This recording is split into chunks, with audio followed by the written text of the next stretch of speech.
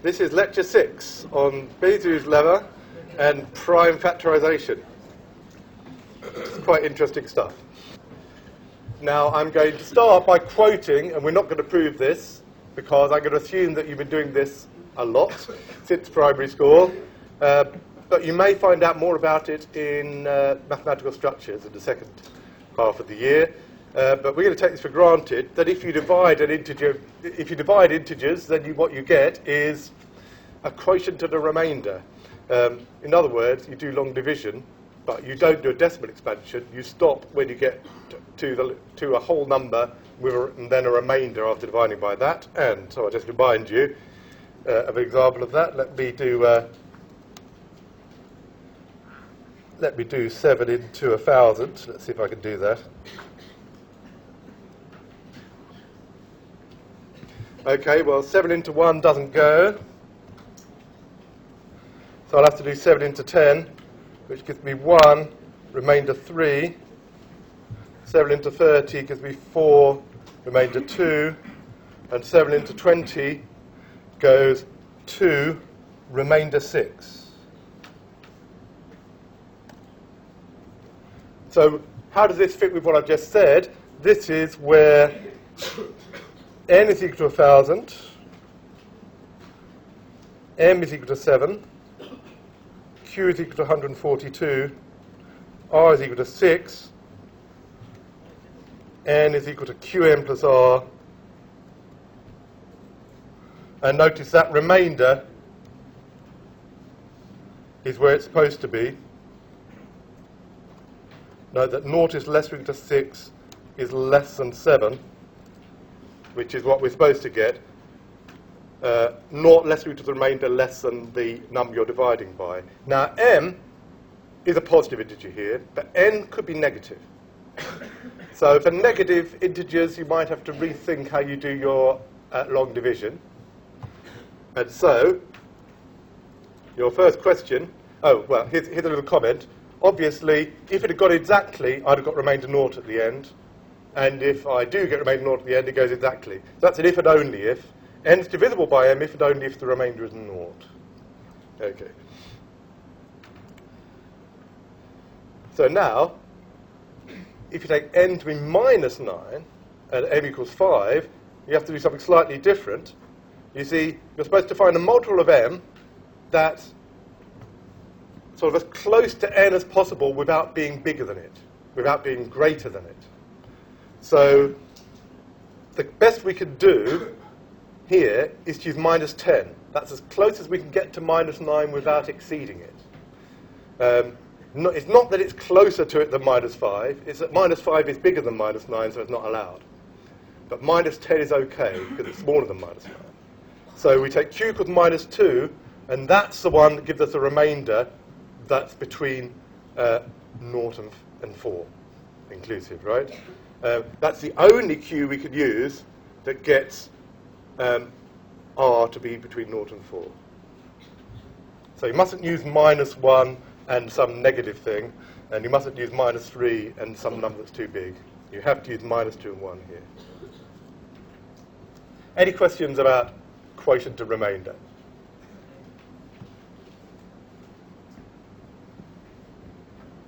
Okay, if not, let's assume we'll assume that we understand that, and we're going to do something rather abstract.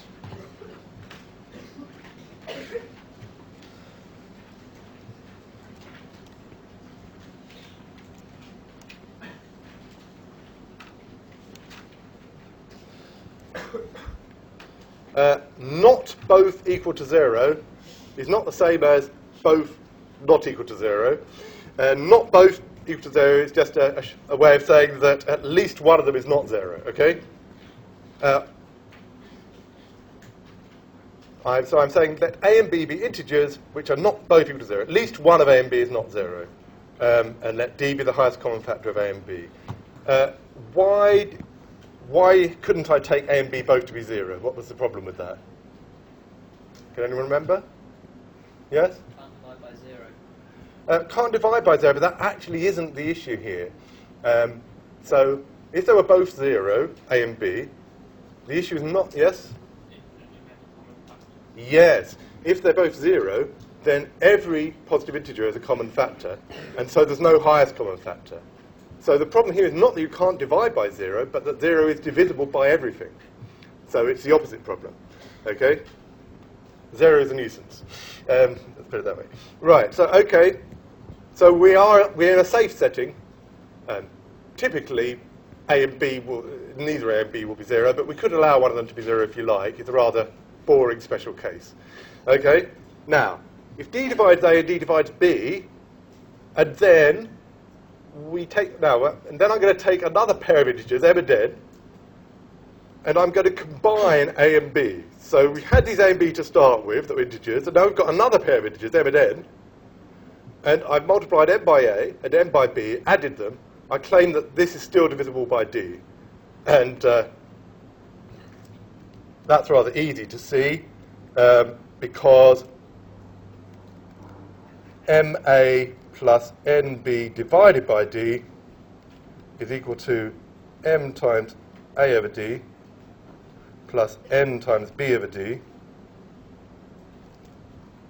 But D divides A, so A over D is an integer, and D divides B, so B over D is an integer, and M times an integer is still an integer, and N times an integer is still an integer. So this is an integer times an integer plus an integer times an integer. So that's in Z.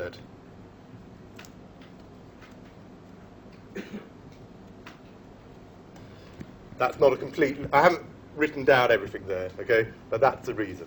And you can fill in the details yourself. Now, we're not going to prove Bézout's lemma, but there's a rather interesting... it's sort of almost a converse, right? Anything you get by adding a multiple of A to a multiple of B will still be divisible by D. But what's not obvious is that one of those ways of combining A and B actually is D. But that's really what Bézout's lemma says. Bézout's lemma, which actually says a bit more than this, says that if you look at all the numbers you can get this way by taking a multiple of A and adding it to a multiple of B, and remember that we're integer multiples here, so integer multiples of A plus integer multiples of B, you look at all the things you can get, so that looks like a sort of doubly infinite set of numbers. If you look through all the numbers you can get that way, which is probably not everything, because you can only get, everything you get must be divisible by D, but in fact one of them is D. And that's something we're going to do in Workshop 4. That's next week. Okay, so we're going to do the whole proof of that in Workshop 4 next week, in easy stages, so that you can prove every bit of it yourself with hints. But the statement of Bézout's lemma we're going to use today. Okay, so let A and B be integers which are not both equal to 0, so that we can talk about the highest common factor. Let D be the highest common factor. Then there will be a pair of integers, M and N, which we can multiply A and B by to give you D. There are some, in fact, if you want to find out what the integers are, so if someone gives you a situation and says, find the integers that do it, the proof I'm going to give you won't do that. I'm going to give you an existence proof, which doesn't tell you what the integers are that manage it. Whereas when you do the division algorithm in mathematical structures, you'll actually get a way to find out what the integers you need are. So really you're going to see two proofs of this.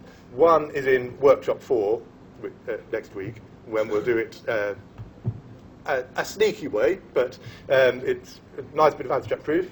And then you'll see it again, though you'll probably do it for polynomials in the second half of the year, because you can do the same thing for, not just for integers, but you can do it for polynomials with integer coefficients, and you can still do the same thing.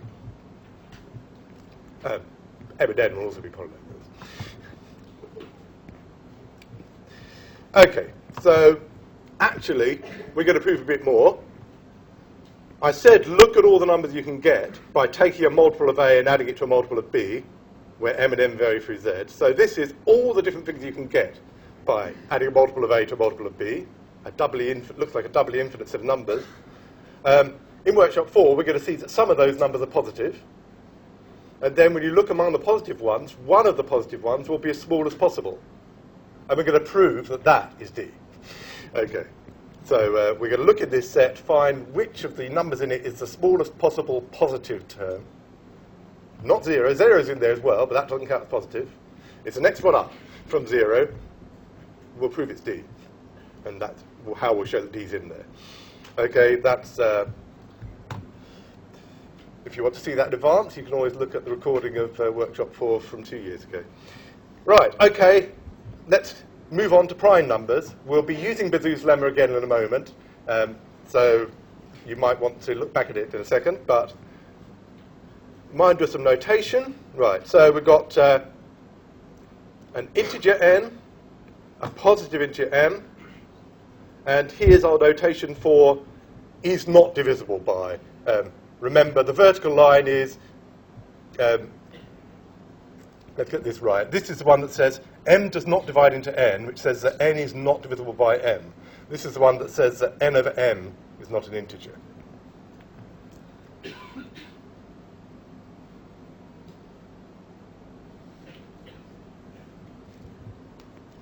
And, of course, if you don't have the cross line through it, then it means that it is an integer. Okay. So now let's have a look at the special case where you've got a prime number and some other integer a.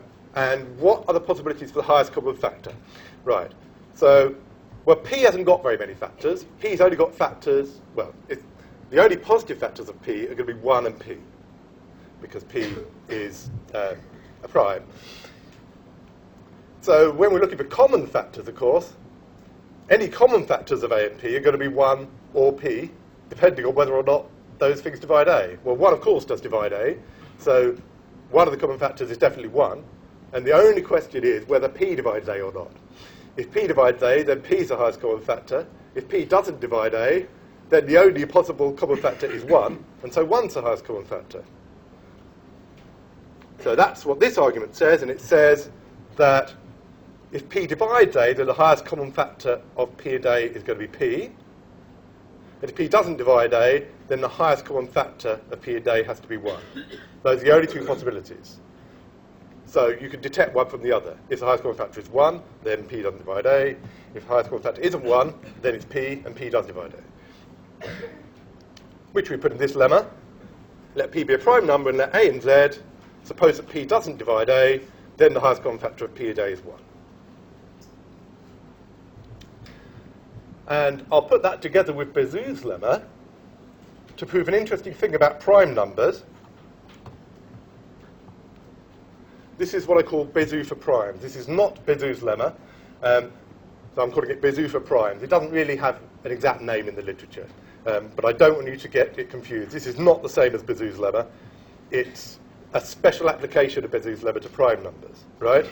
Now, it looks a bit like Bézout's lemma, but instead of D, we've got 1.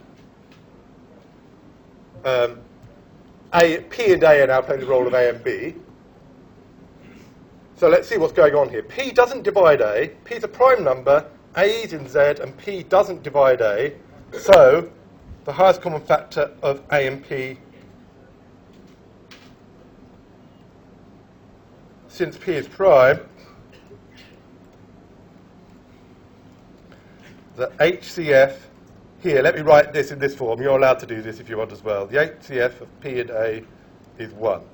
Okay? There's a sort of computer notation for it. Saves a bit of writing.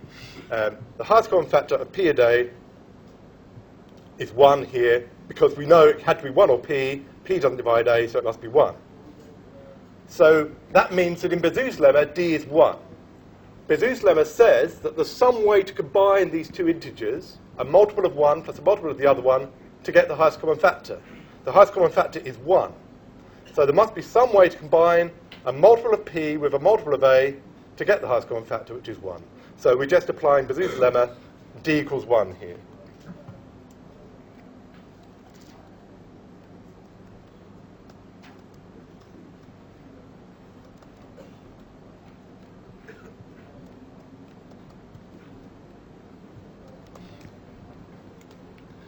And this is where the whole story starts, when you want to actually build up towards a proof of what's called the Fundamental Theorem of Arithmetic, which I'll be telling you about at the end of this lecture. Now, one problem in this area is that for a lot of people, the fundamental theorem of arithmetic is so natural that it seems so obvious that it's not obvious why it needs a proof at all. When we get there, I'll give you the statement of fundamental theorem of arithmetic, and it'll look perhaps familiar, perhaps not, but when I sort of tell you what it means, you'll think, oh yes, we've been doing that since primary school, of course it's true. But actually it's not obvious, and even, I mean, it works with the integers, but when you do a bit of algebra later, you're going to come across settings where it isn't even true. Okay? So once you go past integers to some other settings, you'll find situations where you can't do the fundamental theorem of arithmetic. So not only is it not obvious, in some similar settings it isn't even true. Uniqueness of prime factorization is just not right in other settings. Right. Okay. Now we have to start from easy results and deduce harder results. Now the problem is a lot of the things I'm going to tell you today look obvious if you assume results about prime factorization in the first place. But what we're trying to do is build up. Well, I'm not going to do the whole thing because we haven't got time. But we're going to get most of the way towards this proof about uniqueness of prime factorization. We're going to do most of the work, and I'll leave you to think about whether you can finish it off for yourself. And we'll look at the statement of the uniqueness of prime factorization. You mustn't assume the uniqueness of prime factorization along the way, because that would be circular. We need some theory first. Right, so let's see what we have to do. So now, before we go on and prove some more theory, let's give you a question. The key to which is prime factorization. You can assume anything you like that you think you know about prime factorization in order to answer this question. Okay, so your task is to figure out, if you may not want to list them all, because there are quite a few, but see if you can list them all if you like, see if you can figure out all of the positive integers that divide exactly into 2,000, okay? There'll be between 1 and 2,000, and there definitely aren't 2,000 of them. So see if you can find out how many there are. I'll give you a few minutes to think about this, and then we'll think about it, and I'll explain the connection with prime factorization. Okay, so I'll pause the recording there, and I zeroed the votes earlier, so you can vote whenever you like. But see if you can work out systematically what all the factors must be. What are all the positive integers that are divisors of 2,000?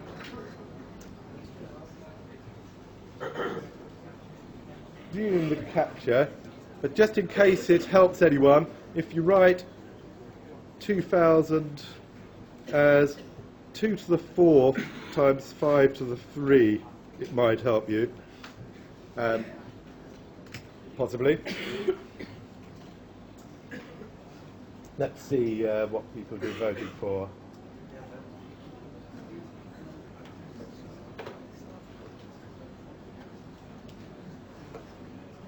Well, we've only got 36 answers so far.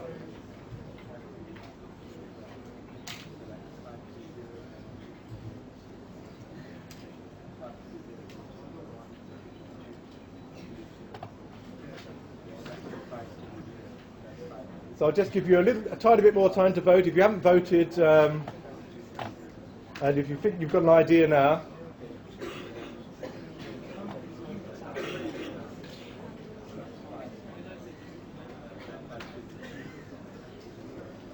Okay, we've got 53 votes so far.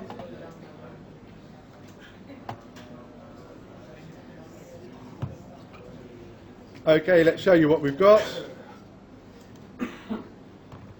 We've got up to 63 answers, with the big majority going for B, which is the correct answer.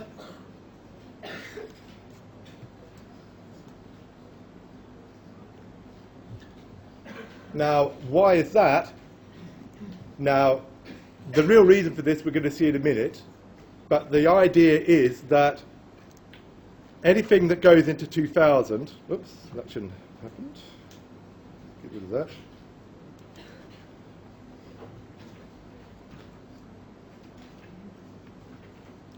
So the idea is that anything that goes into 2,000 can only have prime factors 2 or 5 in it, because otherwise any alien prime 2000 will be divisible by that as well. So if 2000 is divisible by something, then that thing can't have any prime factors except for 2 and 5. Moreover, the thing that's going into 2000 can't have a higher power than 4 of 2, because otherwise that higher power of 2 would also go into 2000, which it doesn't.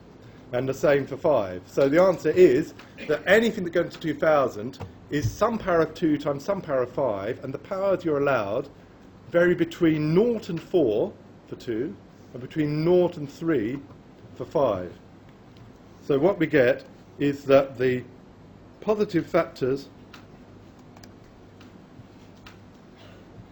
of 2000 are only 2 to the I times 5 to the j, where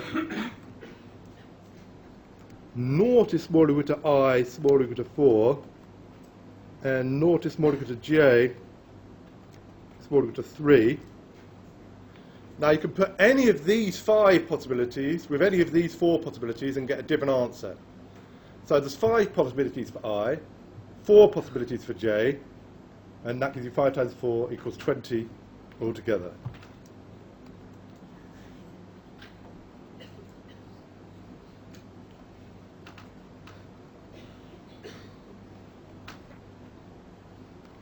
So 5 times 4 equals 20. And if that isn't clear to you, then I invite you now to write them all down. Okay? Well, not now. At leisure. Write down all the different positive factors of 2000 for yourself. At leisure. Notice the smallest one is 1 and the biggest one is 2000. Okay? But there's only 20 of them. So it's not too bad. Any questions about that reasoning?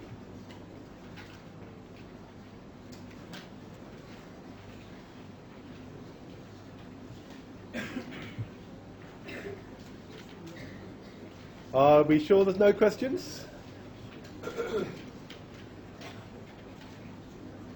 Well, you're welcome to ask me another time. But as I say, perhaps the easiest way to clear it up for yourself, if you're not completely clear, is to write down all 20 of them using this systematic approach. Okay.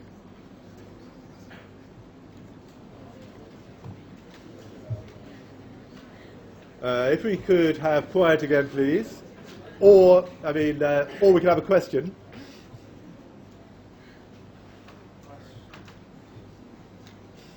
Otherwise, we can have quiet for the next bit, okay? So now the next bit is the first thing that looks obvious if you already know about prime factorizations, but we don't, because this is what you need to prove in order to get at the results about prime factorizations. Okay? There's a mathematician's or in here. We don't have to say or both, because if a mathematician says or, they include the or both. That's the mathematician's version of or. So what this says is, if you multiply 2 integers together, and you discover that you're now divisible by p, where p is a prime number, this absolutely false. This needs p to be prime. Otherwise, this doesn't work at all. Okay? So we're assuming p is a prime number to make this work. And now, if p goes into a product of a and b, then p must divide at least one of the 2 numbers, possibly both. Now, why do we need p to be prime? Well, because it's just not true otherwise. Because, for example, false generally when p not prime.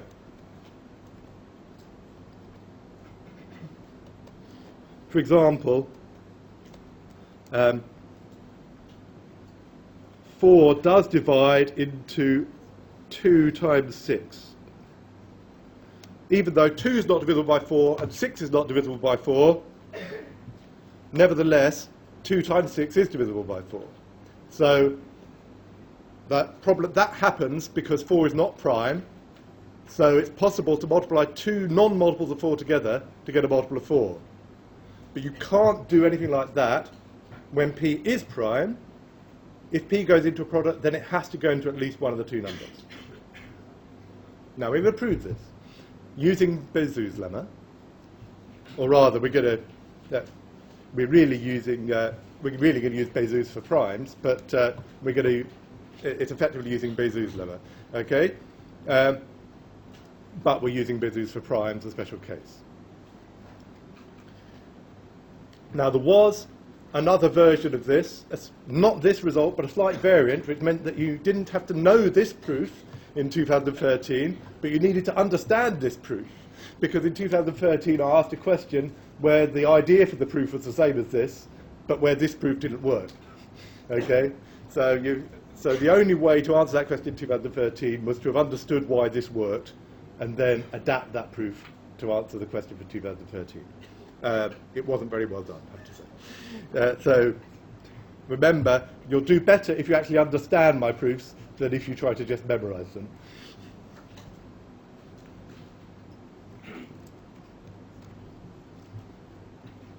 Okay, so we're given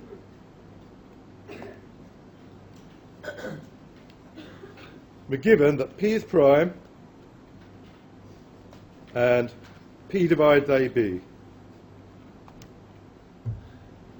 Case 1, P divides A, then we're okay.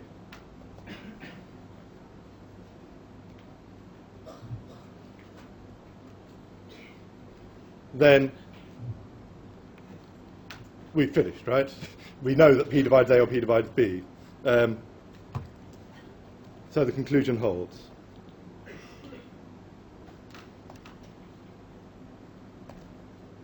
Case 2 is the only other possibility, is that P doesn't divide A.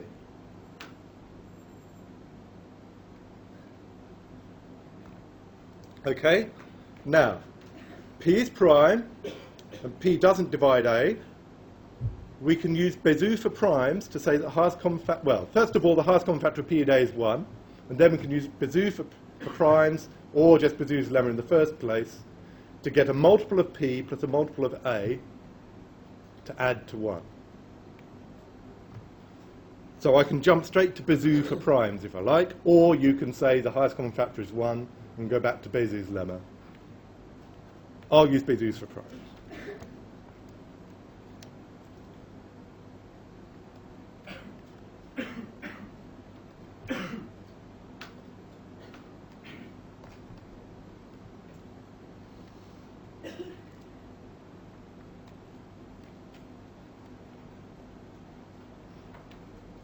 So there's integers m and n with mp plus na equal to the highest common factor of P and A, which is 1.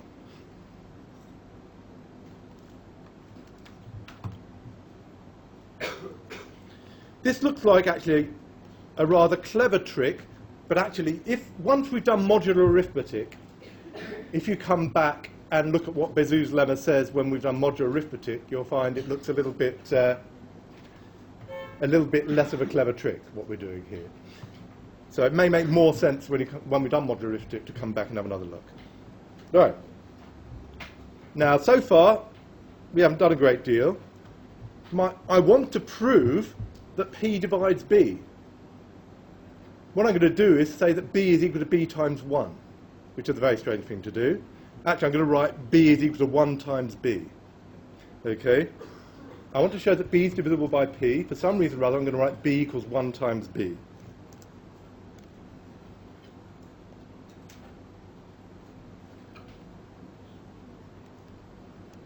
But I'm going to use this very special version of 1. Okay? Which is m times P times m times P plus n times A times B. And now something really clever happens. So that's right. We can rewrite that as MB times P plus N times AB. MPB is the same as MBP, you may note. N times AB has a rather nice fact. You see, P divides into AB, so AB is a multiple of P. So, and this is clearly a multiple of p. It's mb times p. And if you add two multiples of p, you get another multiple of p. So this right-hand side here is divisible by p.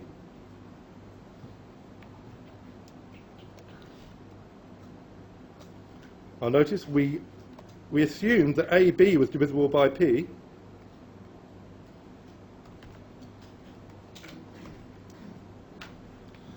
That was the original statement in the...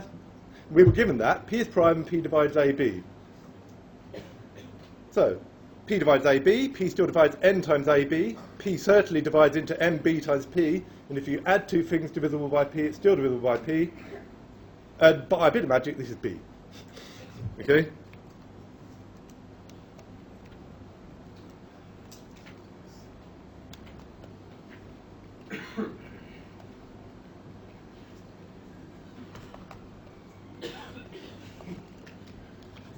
So just to clear up what we've done, there are two possible cases. We're trying to show that P divides A or P divides B. Case one was P divides A, we finished. Otherwise, P doesn't divide A, and then we've shown that B is divisible by P. So, conclusion. In all cases, P divides A or P divides B.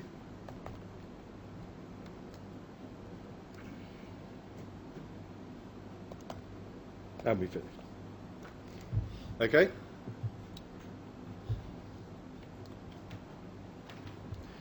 Now, of course, we had to use Bézout's lemma in there, and we haven't proved Bézout's lemma yet, and we're going to spend the whole of workshop 4 proving it. Okay? But once we've got Bézout's lemma, it's a very powerful tool. And now we've proved this, what I regard as an unobvious fact about prime numbers. If a prime number divides into a product, it must divide into at least one of the two things mentioned. This is what gets the whole thing started in the basic theory of divisibility of integers. So let's see how far we can push that. Well, we've done a product of 2, and now you can do an easy induction, which I'm not going to do, but I'm going to leave it to you if you want to. You can do it by induction or something similar. It's not just true for a product of 2 integers, it works for a product of 3 integers. Because you can write the product of 3 integers, you can write it as the product of 2 integers to the product of 1 integer.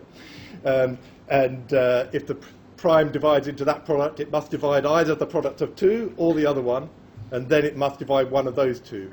So it doesn't matter what finite number of integers you multiply together, if P divides into the prime, and notice this is finite product notation, in case you haven't seen it before. That is pronounced the product from k equals 1 to n of ak. It just means a1 times a2 and so on times an. It's on your notation sheet, actually. The notation sheet I issued last week or something. And if you haven't got it, you might want to pick up a copy. I've got some spares. So if P divides into a product of integers, remember, it has to be prime or this is total nonsense. You need prime here.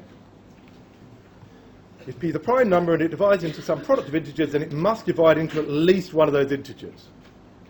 Of course, the converse is true as well. If you do divide into at least one of the integers, you do divide the product. But that's the easy way round. The hard way round is that if a prime number divides into the product, it must divide at least one of the integers. So that's a very useful fact, which gets you started on how primes behave. Now, a clever thing happens if you put all the ak to be the same integer. Suppose all the integers are the same, then suppose a1 and a2 and up to an are all the same, then the conclusion will be that that integer must be divisible by p, because it will be divisible by p, or it will be, or it will be, or all the same, right? So let me just write that more explicitly. If a1 equals a2 equals an, then product from k equals 1 to n of ak is equal to a to the n. Okay, so if the prime p divides into a to the n, then it must divide a1 or a2 or up to an. Oh, I didn't say equals a, did I?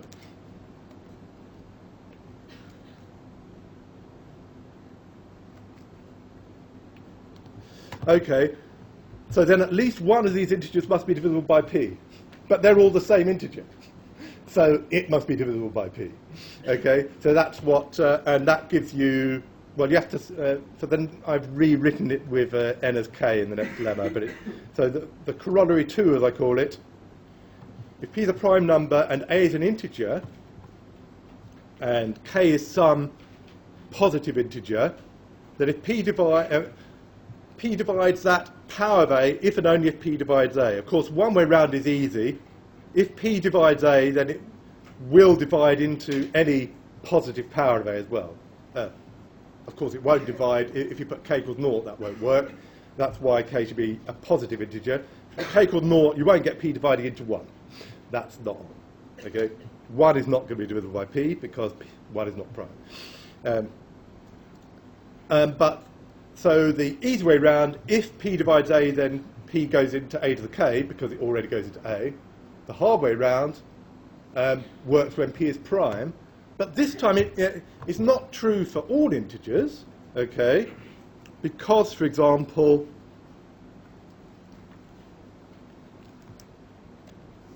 again, we're using the fact it's prime to some extent because 4, for example, divides into 6 squared.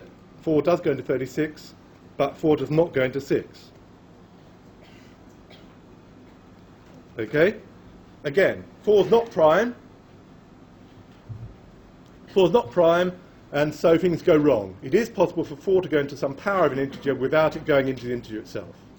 But this can't happen if it's a prime over here. But this time there are some other integers that work, other than primes and other than 1. And as an exercise, can you figure out, there are rather a lot of other integers where it does work. Can you figure out which integers this corollary works for and which ones it doesn't? Which p can you have? Can you say this safely for? We know 4 doesn't work. Can you figure out which integers work and which don't? I won't ask you to tell me now. If anybody's figured it out by the end of the lecture, they might want to tell me. Well, you can tell me if you think you know.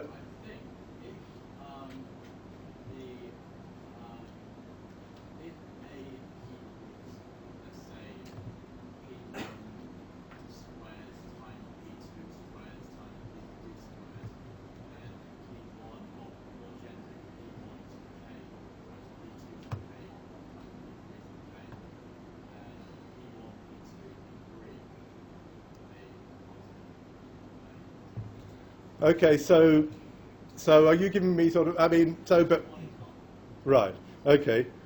So can you give me another specific example of an integer which isn't prime, just one particular number which isn't prime, for example, but which does still work for this corollary? I mean, in place of p, right? And so an integer p that isn't prime, but where it's still true that if it goes into a power, then it actually has to go into a number. 15 Yep. and 24? 15 is fine. 24. So 15 will do for p. That will work. 24 won't work for p, and there'll be a problem with 24. Or did you mean a should be? That's the A. Hmm? Yeah. Okay. You don't have to tell me what a is. I just wanted to know what p you think would be good. And p equals 15 is good. Yeah. Is it essentially those that don't share prime factors? It's so what I really trying to know is which integers p work, and so you shouldn't tell me anything about a. Okay? Yes? What do you think? No. What do you think? Yeah, square root. Square free is exactly the answer. Okay? So the correct answer is p mustn't have any square prime factors. If p, as long as p is, as I say, square free, it's got no genuine squares as factors apart from 1, then you're okay. It still works. But that's an exercise that you can think about. Okay? So the answer is it's the square free numbers, as they're called.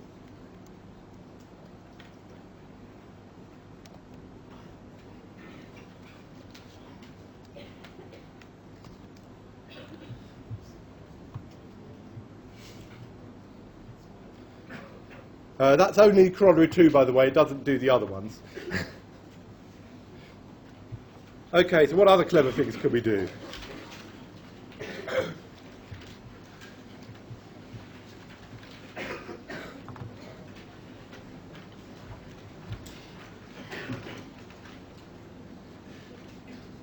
So let's suppose we've got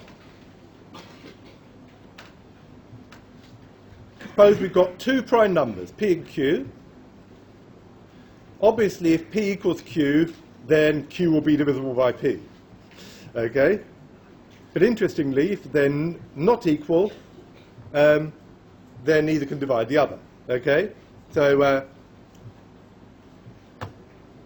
here it's a good thing to note that 1 doesn't count as prime, because otherwise this would be nonsense. Okay? So 1 is not prime, remember? And so you'll discover that the only way for one prime to divide another prime is if they're equal.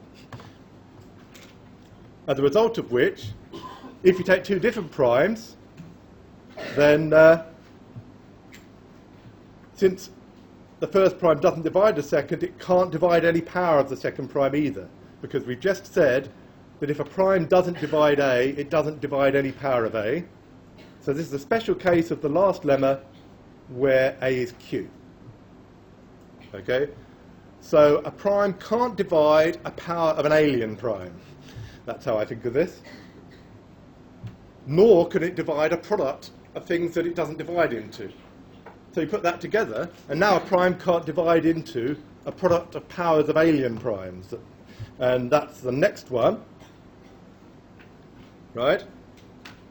So this looks a bit complicated because I'm using product notation, but all it says is if you take a lot of primes that aren't equal to the prime p, so p is still prime,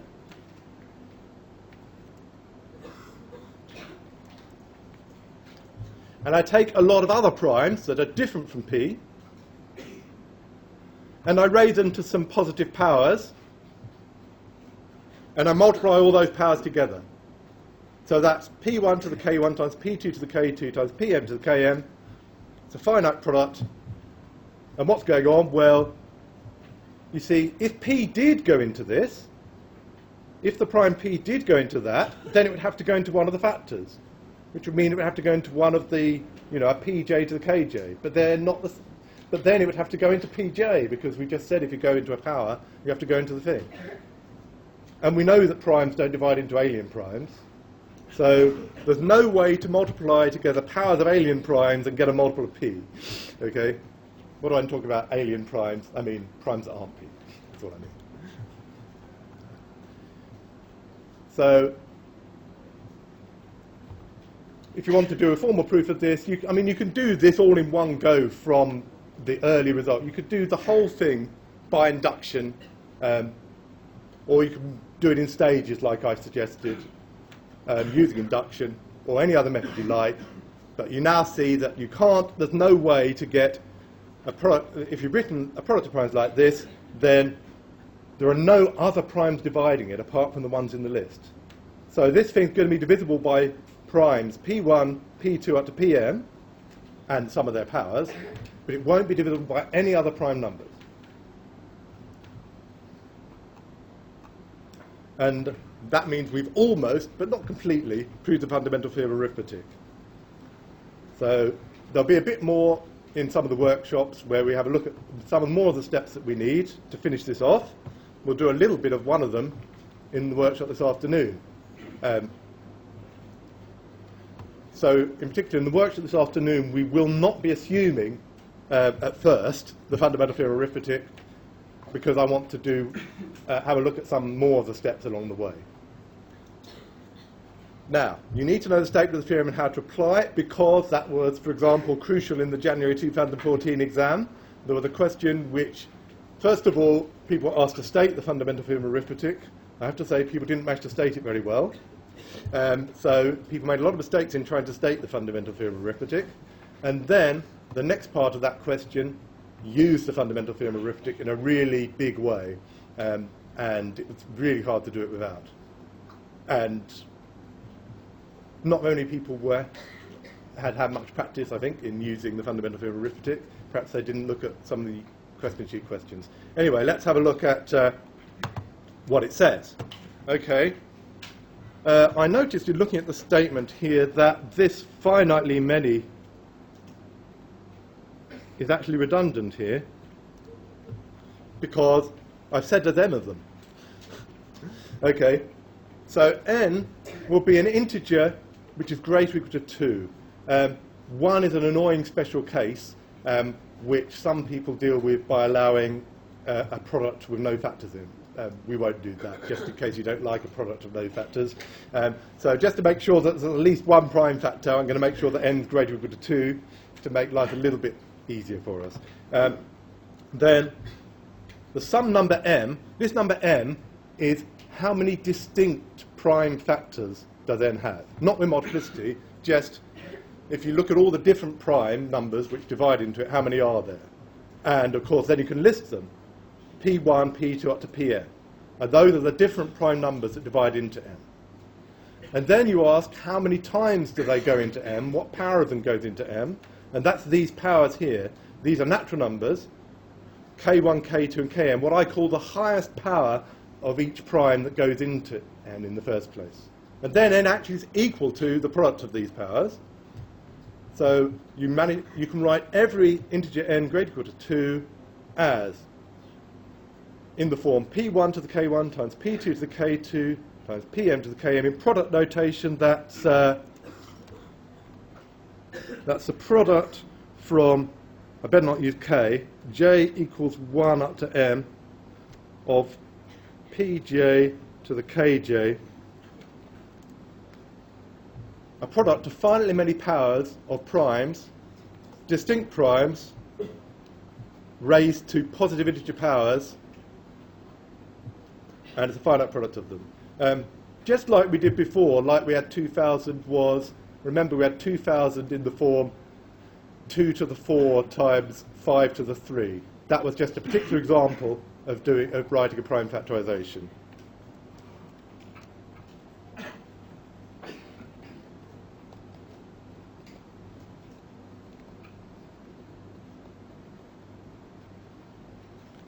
Okay, in that case, m was 2, p1 was 2, k1 was 4, p2 was 5, k2 was 3. Okay, that's what's going on there. It's almost unique, and that's important as well. That was very important in the 2014 exam.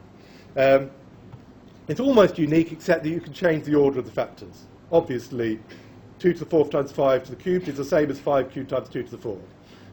If you want to make it absolutely unique, you can write the primes in ascending order. And then it really is unique. We've got the unique factorization here of 2000 as 2 to the 4 times 5 cubed. We even got it in the right order with 2 less than 5. Okay. Now, if m equals 1, that's a special case where n to the power of a prime. If you wanted to allow the case where n is 1, you would allow the case where m equals 0, and you take a product of no factors. And that's what they do in Cambridge, I think. They allow a product of no factors, take m equals 0, and then that's the way you get 1. 1 is a product of no powers of no primes. Anyway, but we won't do that. We'll start from 2. Yeah, there you are. That's that one. Okay, so we'll stop there for now, and we'll start the workshop at 4 o'clock.